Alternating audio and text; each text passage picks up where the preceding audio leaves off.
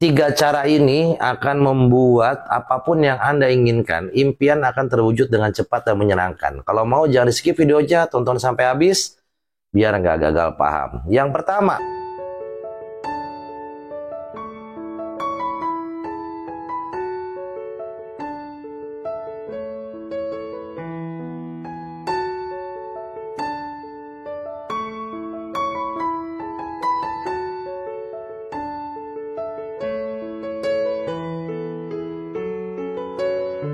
Bismillahirrahmanirrahim. Alhamdulillahirabbil alamin.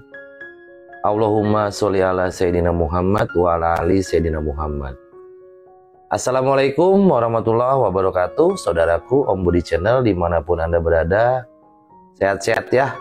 Jangan lupa bahagianya tanpa batas. Jangan lupa bersyukur. Apapun kondisinya, persoalannya lagi nggak enak, kondisi lagi kurang baik, tetap wajib bersyukur. Karena apa? Kalau kita bersyukur, nanti Allah tambah nikmatnya, ya. Kalau kita bertambah bersyukur, banyak bersyukur, nanti Allah tambah nikmatnya. Mau atau mau banget? Kalau mau banget, yang keren-keren, yang cantik, yang cakep, yang soleh-soleh ya, harus wajib bersyukur ya. Saya doakan semua semoga selalu diberikan kemudahan, kesehatan, kekayaan yang berlimpah ruah dan berkah. Yang punya utang sudah lunas, yang hajatnya belum dikabul, segera Allah kabulkan. Kebahagiaan dan keselamatan dunia akhirat bersama orang-orang yang dicintai. Amin, Allahumma amin. Yang belum subscribe dulu dong. Yuk, subscribe dulu, tekan tombol like-nya, jempol ke atasnya, tekan tombol loncengnya juga. Biar nanti dapat notifikasi kalau ada video terbaru dari kami ya. Follow Instagram sama TikTok juga.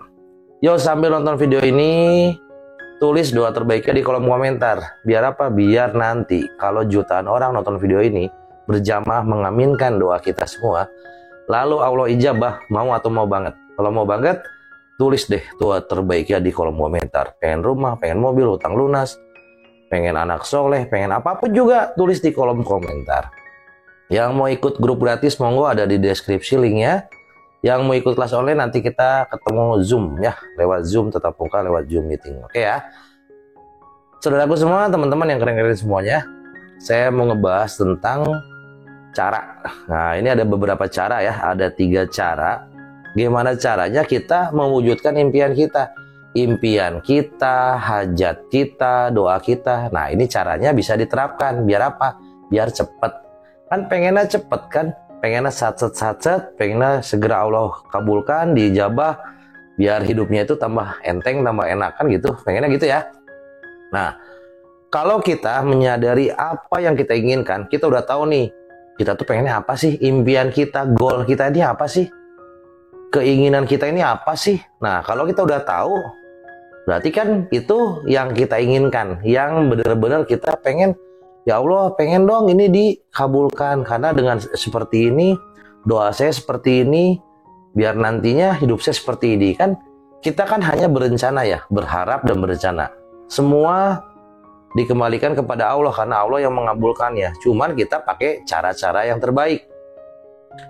3 cara ini akan membuat apapun yang Anda inginkan, impian akan terwujud dengan cepat dan menyenangkan. Kalau mau jangan di skip videonya, tonton sampai habis, biar nggak gagal paham. Yang pertama, jujur sama Allah. Jujur di sini tuh gini, kita ngedoanya tuh jangan cuma asal-asal doa doang. Jadi kalau misalnya kita pengen rumah, kita benar-benar pengen rumah, ya Allah, untuk apa nih rumahnya? Bentuknya seperti apa nih? Terus mau diisinya sama berapa orang nih? Rumahnya warna apa? Benar-benar detail banget rumah ini yang benar-benar kita inginkan gitu. Kita minta sama Allah jangan abu-abu, dalam artian semua detail, spesifik. Ya Allah, saya pengen motor. Motornya tuh motor apa? Mereknya apa? CC-nya berapa? Warnanya apa? Kan gitu ya. Terus harganya berapa kan gitu.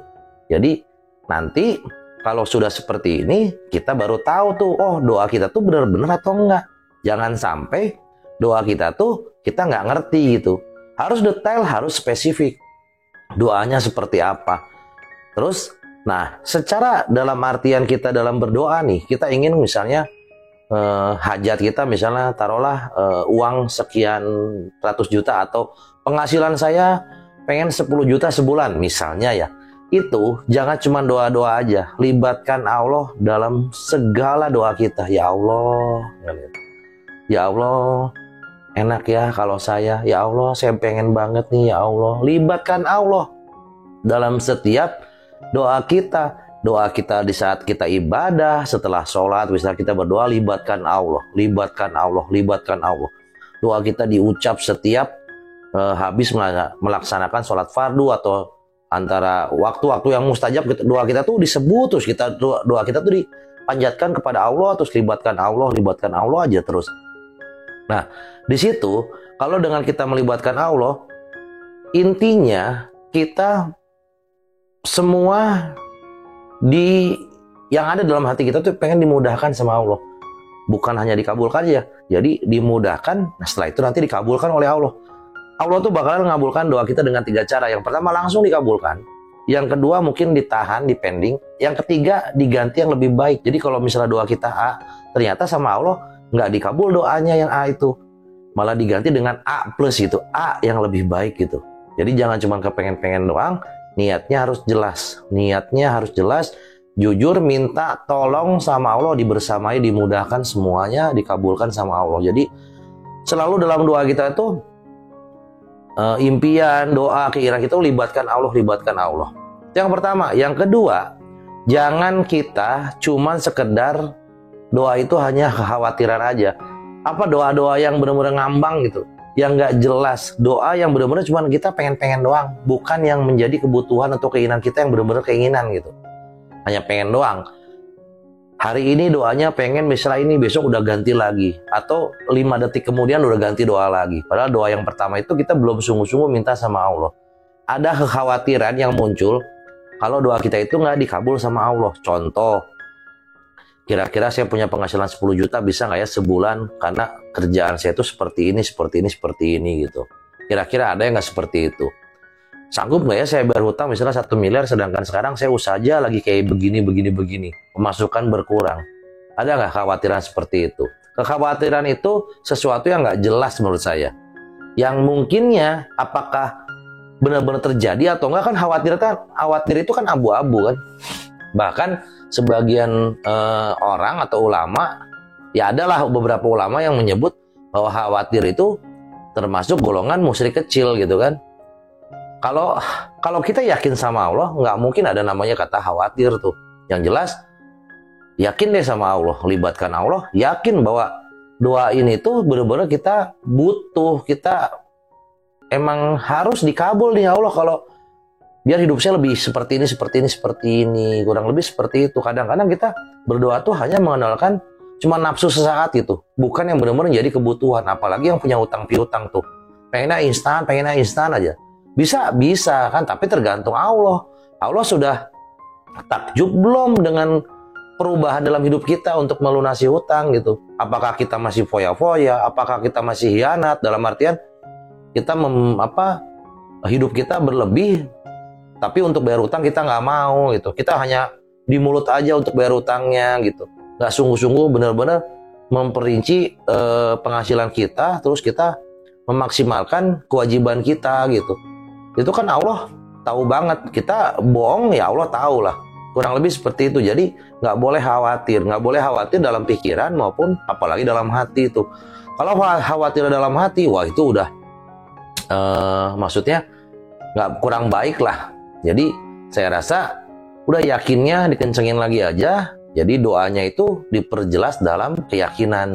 Yang pertama tadi doanya itu harus benar-benar bukan hanya kepengen aja, tapi doa yang benar-benar kita detail, spesifik, libatkan Allah dalam berdoa. Dalam berdoa apapun itu, mohon dibersamai, mohon dimudahkan sama Allah. Libatkan aja Allah. Yang kedua, keyakinan benar-benar harus, udah deh 100 atau 1000 atau nilainya paling besar berapa nih? Misalnya kalau di hitungan angka, 100% itu paling besar, udah 100 deh. Yakin sama Allah. Karena nggak yakin sama Allah, mau yakin sama siapa lagi? Ya, yang belum subscribe dulu, tekan tombol like-nya, tekan tombol loncengnya, follow Instagram sama TikTok. Kalau kita nggak yakin sama Allah, mau yakin sama siapa lagi? Udah yakin deh, pasti Allah kabulkan dengan cara yang terbaik dan waktu yang tepat, karena Allah tahu banget ya.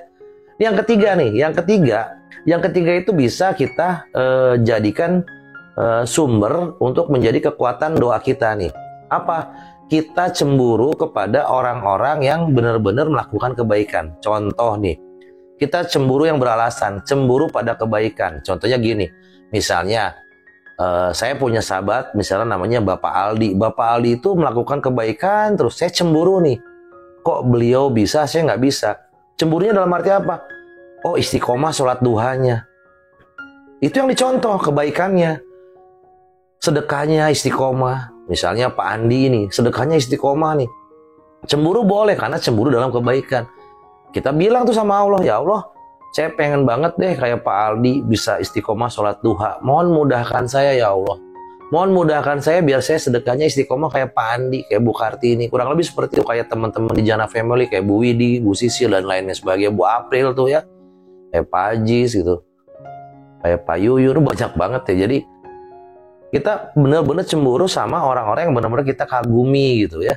Kalau saya kan kagum sama beliau-beliau. Kalau Bapak Ibu, saudara-saudara semua, teman-teman semua kagum sama sosok siapa, silakan kagumi. Kagumi dalam artian cemburu dalam kebaikannya. Beliau bisa kok, saya nggak bisa. Minta sama Allah, ya Allah, saya pengen seperti si Fulan dong. Saya pengen seperti dia dong. Saya pengen seperti Pak ini, Bu ini dong.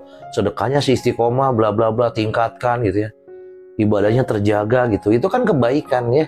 Itu kebaikan dan patut ditiru gitu. Nanti mindset kita akan merubah semuanya menjadi lebih baik deh. Doa itu biasanya cepet banget dikabul. Dengan 3 cara ini doa tuh wah satet-satet deh. Allah nggak ada alasan untuk nggak ngabulkan apa yang kita inginkan.